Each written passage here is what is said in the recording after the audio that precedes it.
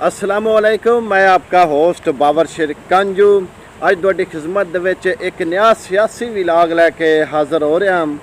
सियासी विलाग होवे कि हल्का पीपी गत्तर पिंडी भट्टियां दी सियासी सूरत हाल के हवाले नाल भी सियासी सूरत हाल किस तरह बदल रही है।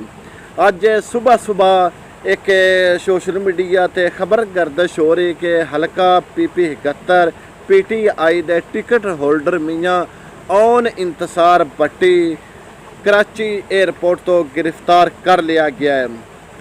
तो बाद दोस्तों की तरफों कमेंट आ रहे सन भी ये फेक खबर है, उन्हें गिरफ्तार नहीं किया गया, कोई ऐसी गल नहीं, तुसी एवं इंतशार फैला रहे हो।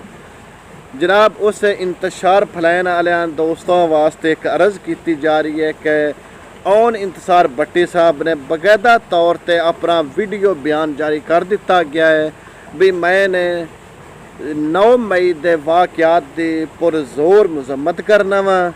असी शाना बिशाना पाक फौज के नाल असी खड़े हाँ ते और इस तो अगे मेरा किसी सियासी जमात के नाल तल्लक नहीं, लिहाजा इस तो अगे जो लाए अमल है वो असी अपने खानदान की केरी मुशावरत तो बाद असी लाए अमल का ऐलान किया जाएगा।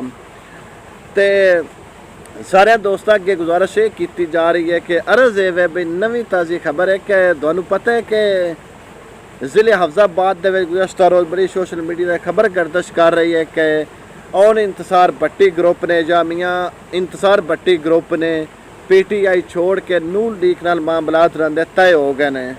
लेकिन जरा उन्होंने जो ऐलान है हाली तक उन्होंने ये मिशन है भी असी एक मुल्की लेवल के बड़ा साडा ज़िले के सियासत किरदार अदा रहा है, तो लिहाजा असी इस ज़िली लेवल पर शमूलियत नहीं करनी, जबकि जितन तक मियाँ नवाज शरीफ या शहबाज शरीफ है या मरियम नवाज जितन तक वो मुल्क विच नहीं आते असी उतों तक शमूलियत नहीं करनी।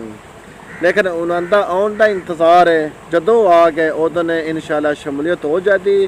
तो हुण वो की आंदे ने सोने तो सुहागा हो गया, जी उन्होंने एक वीडियो बयान जारी हो गया कि वीडियो बयान के उन्हें वाज़ह तौर कह दिता है कि भाई 9 मई के वाक़यात की असी पुरजोर मजम्मत करने आए तो सुनाने कि उन्हें वीडियो बयान की जारी किया है।